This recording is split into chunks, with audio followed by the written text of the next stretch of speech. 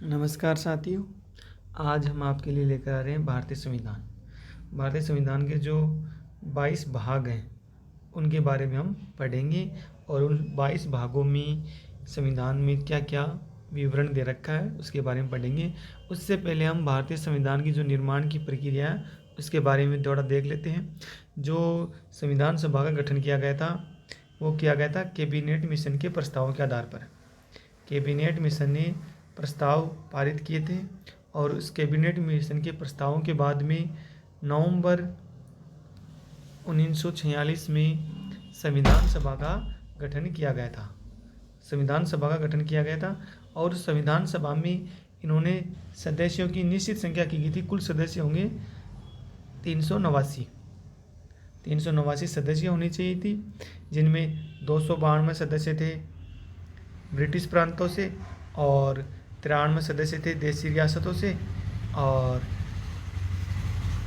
इस प्रकार से 389 सदस्यों की संख्या निश्चित की गई थी।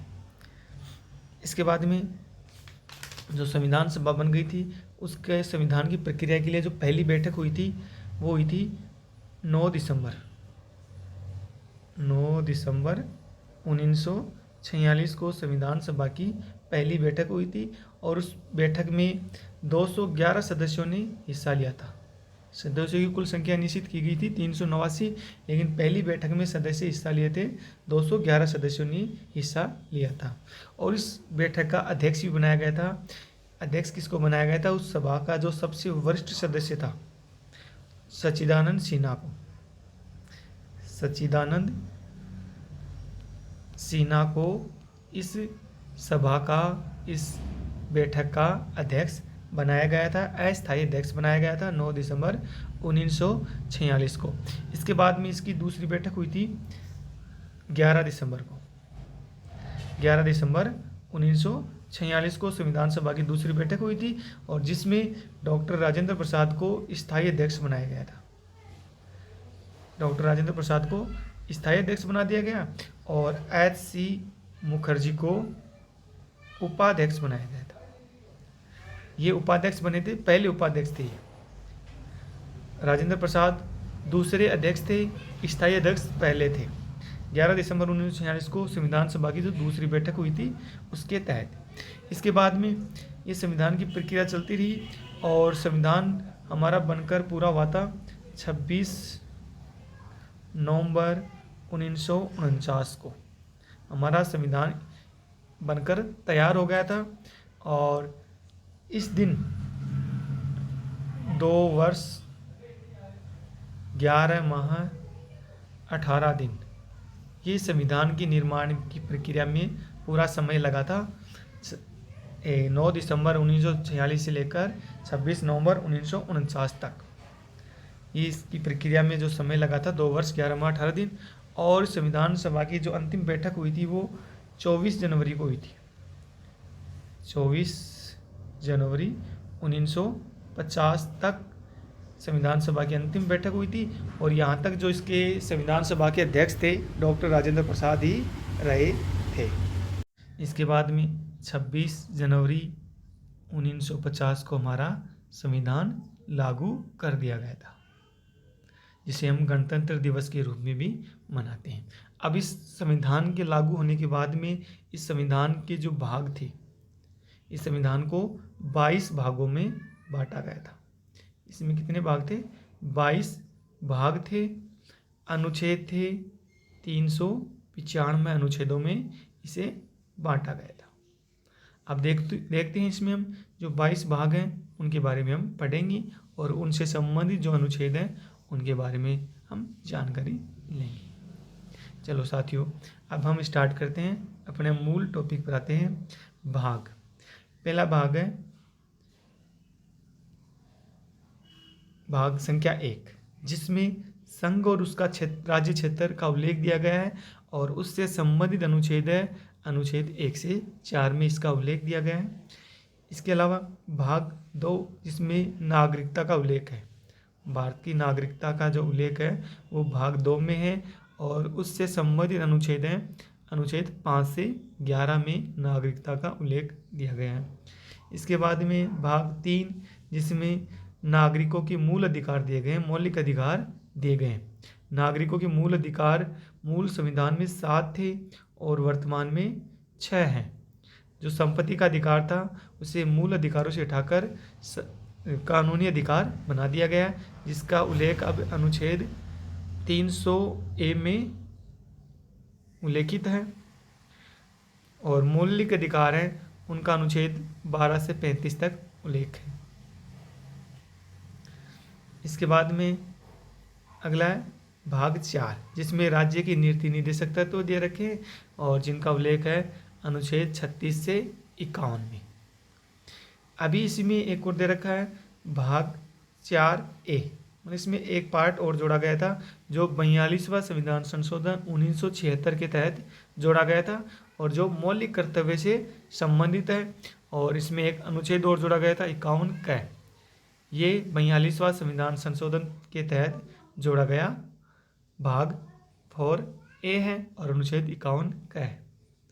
चलो साथियों, इसके बाद में है भाग 5, जिसमें संघ सरकार का उल्लेख दिया गया है, केंद्र सरकार का उल्लेख किया गया है। इसमें केंद्र सरकार लोकसभा, राज्यसभा, संसद, राष्ट्रपति, उच्च सर्वोच्च न्यायालय, इन सब का उल्लेख है अनुच्छेद 52 से 151 तक। इसके बाद में भाग 6, जिसमें राज्य सरकारों का उल्लेख है।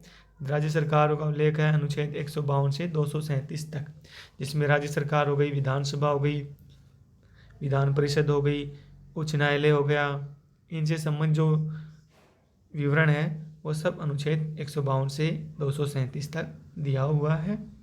इसके बाद में है भाग 7। भाग 7 में है जो राज्यों की श्रेणियाँ थी, 4 वर्गों में बांटा गया था राज्यों को, भाग क, ख, घ। तो भाग जो ख के राज्य थे उनसे संबंधित ये भाग 4 था, लेकिन 7वां संविधान संशोधन 1956 के तहत इस भाग को विलोपित कर दिया गया था। वर्तमान में 7वां भाग संविधान में नहीं दिया हुआ है, इसको विलोपित कर दिया गया, हटा दिया गया था। इसके बाद में भाग 8, जिसमें संघ राज्य क्षेत्र का उल्लेख है, जो अनुच्छेद 239 से 242 तक जिसका वर्णन दिया हुआ है। इसके बाद में भाग 9, जिसमें पंचायतों का उल्लेख है, जिसमें अनुच्छेद 243 से 243 तक है, जिसमें कुल 16 अनुच्छेद है। अनुच्छेदों को उपभागों में बांट दिया गया, जिनको 16 अनुच्छेद है, जिसमें पंचायतों का उल्लेख दे रखा है। अब इसी भाग 9 में एक उपभेद और जोड़ा गया, उपभाग जोड़ा गया 9 क, जो 74वें संविधान संशोधन 1992 के तहत जोड़ा गया था, जिसमें नगर पालिकाएँ दी हुई है, नगर पालिकाओं का उल्लेख है, यानी शहरी जो प्रशासन है, स्वशासन है, उसका उल्लेख दिया गया है, जो अनुच्छेद 243 तय से लेकर 243 या 6 तक है। यानी इसमें कुल 18 अनुच्छेद दे रखे हैं, कुल 18 अनुच्छेद दे रखे हैं भाग 9 क में। और भाग 9 में एक और जोड़ा गया उपभाग भाग ख, जो 97वें संविधान संशोधन 2011 के तहत जोड़ा गया, जो सहकारी समितियों से संबंधित है, जिसमें कुल 13 अनुच्छेद हैं, जो 243 या जैसे 243 यह न तक है। चलो साथियों, इसके बाद में है भाग 10। भाग 10 है अनुसूचित और जनजातीय क्षेत्रों से संबंधित है। जो टीएसपी नॉन टीएसपी क्षेत्र होते हैं उनमें टीएसपी क्षेत्र से संबंधित है, जिसमें अनुच्छेद 244 से 244 तक का इसमें विवरण दे रखा है। इसके बाद में अनुच्छेद भाग 11। भाग 11 में संघ और राज्यों के बीच के जो संबंध हैं उनका उल्लेख दिया हुआ है, और वह अनुच्छेद 245 से 263 में है। इसके बाद में भाग 12, जिसमें वित्त, संपत्ति, संविदाएं और वाद, इन सब का उल्लेख दिया रखा है, जो अनुच्छेद 264 से 300A तक है। और अनुच्छेद 301A में दे रखा है संपत्ति का अधिकार, जो मूल अधिकार से हटाकर उसको कानूनी अधिकार बना दिया गया था। इसके बाद में भाग 13, जिसमें भारत के राज्य क्षेत्र के भीतर व्यापार, वाणिज्य, समागम, इनसे संबंधित विवरण दे रखा है, भाग 13 में दे रखा है, और उनसे संबंधित अनुच्छेद 301 से 307 तक। इसके बाद में भाग 14, जो संघ और राज्यों के बीच अधीन सेवाएं हैं, संघ और राज्यों के अधीन जो सेवाएं हैं, प्रशासनिक, पुलिस सेवा है, ये सभी सेवाएं हैं, भाग 14 में दे रखी है। और इनसे संबंधित अनुच्छेद हैं, अनुच्छेद 308 से 323 तक इनका उल्लेख दे रखा है।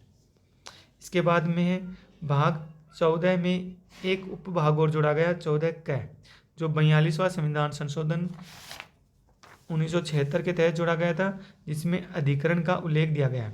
अधिकरण होता है, एक न्यायिक संस्था होती है, अर्ध न्यायिक संस्था होती है, यानी जो उच्च न्यायालय, सर्वोच्च न्यायालय पर अत्यधिक प्रभार बढ़ने के कारण एक अधिकरण की व्यवस्था की गई थी, एक स्थापना की गई थी, जो 1 नवंबर 1985 को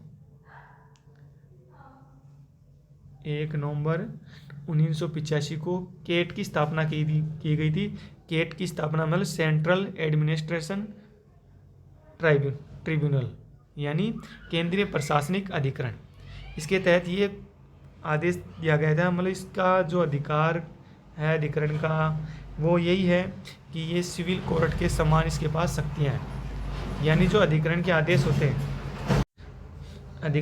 होते हैं उनकी अपील, उनके विरुद्ध अपील हम उच्च न्यायालय में कर सकते हैं, सर्वोच्च न्यायालय में नहीं कर सकते हैं। यानी जो उच्च न्यायालय, सर्वोच्च न्यायालय में अत्यधिक कार्यभार होने के कारण इसकी स्थापना की गई थी और 42वां संविधान संशोधन 1976 के तहत की गई थी, जिसका उल्लेख 323 क से 323 ख में दे रखा है।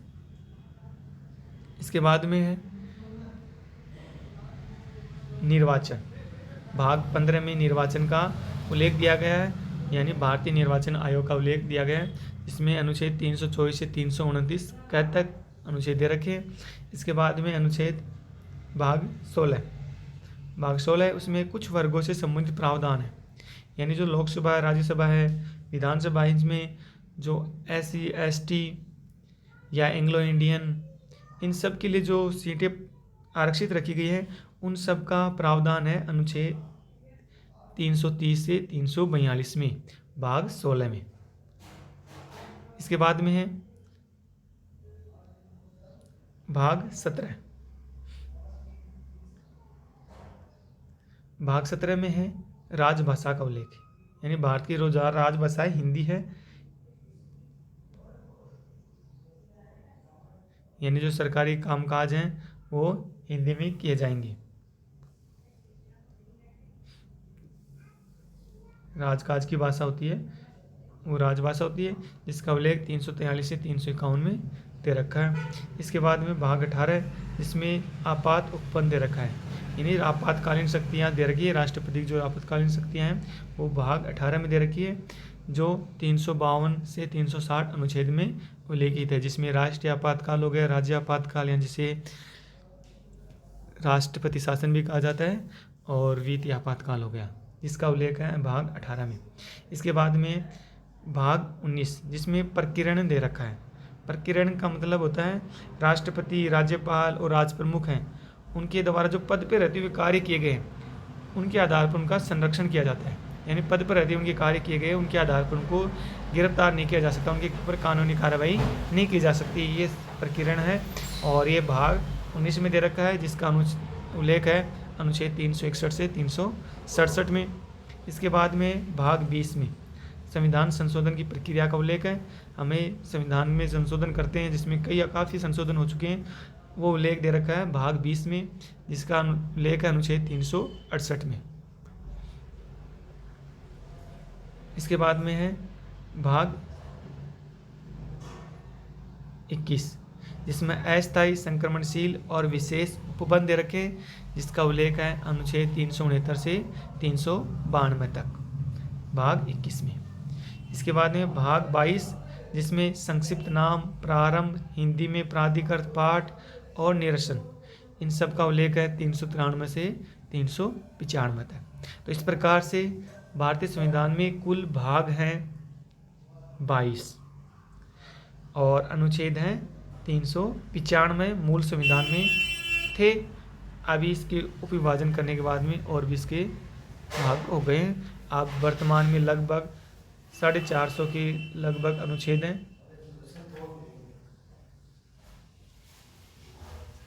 धन्यवाद साथियों।